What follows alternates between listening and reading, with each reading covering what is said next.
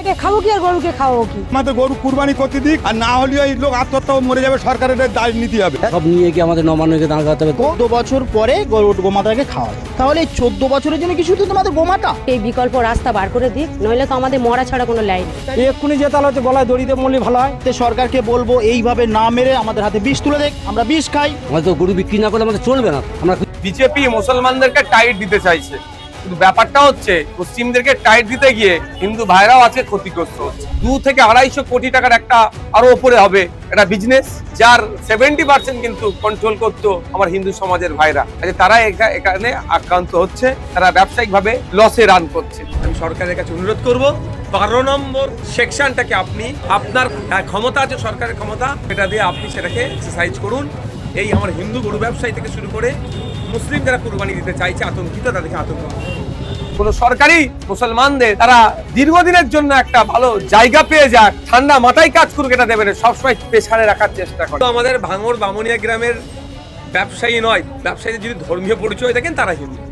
আমি আপনাকে বলছি, এই গরু ব্যবসার সাথে 70% সরাসরি যুক্ত আমার হিন্দু সমাজের মানুষরা, যারা গরুটাকে লালন পালন করে বড় করছে, যারা মেন উৎপাদন করছে, তারা 70%-এর অধিক।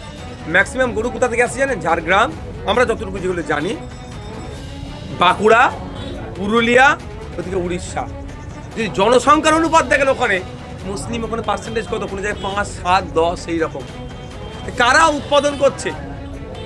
আমার হিন্দু সমাজের মানুষেরা, তারা আজকে ক্ষতিগ্রস্ত হচ্ছে। এই যে একটা ইন্ডাস্ট্রি, এই ইন্ডাস্ট্রির হেভি ক্ষতিগ্রস্ত হবে আমার হিন্দু সমাজের মানুষেরা। তারা আজকে আতঙ্কিত। লোন নিয়ে তারা গরু নিয়ে এসেছিল বাঁকুড়া থেকে, লোন নিয়ে আপনার গরুর খাবার টাবার জোগাড় করেছিল, আজকে যাবে কোথায়? আর একটা কথা বলছি, বিশ্বভারতীতে একটা গবেষণা হয়েছিল, পশ্চিমবাংলায় সব যে গরুগুলো আছে, এই গরু এর ঘাস বা খাওয়ার জায়গা যত গরু আছে তার পরিমাণে কম। বুঝতে পারছেন আমি কি বলছি? তাহলে এই এত যদি গরু থাকে, তাহলে গরু না খেতে পেয়ে ক্ষতিগ্রস্ত হবে। এই অনেকটা বিষয় আছে। তো এখন সরকারের কে আমি অনুরোধ আমিও করব, যে যে একটা 1950 সালের, সেখানে 12 নম্বর পয়েন্টে বলা আছে সরকারের একটা রাইট দেওয়া আছে, রিলিজিয়াস পারপাসে সরকার চাইলে ছাড় দিতে পারে। আমি সরকারের কাছে অনুরোধ করব, একদিকে যেমন হিন্দু ভাইরা ক্ষতিগ্রস্ত হচ্ছে, অপরদিকে মুসলমান ভাইদের যদি গরু কুরবানি না দেয়, তার পরিবর্তে অল্টারনেটিভ ব্যবস্থা আছে, যে পারবে না এরকম ব্যাপার নয়, তারপরেও যারা কিনে ফেলেছে বা যারা এখন কি করবে এই দ্বিধাগ্রস্তর মধ্যে আছে, তাদের কথা মাথায় রেখে 12 নম্বর সেকশনটাকে আপনি আপনার ক্ষমতা আছে, সরকারের ক্ষমতা, সেটা দিয়ে আপনি সেটাকে এক্সারসাইজ করুন।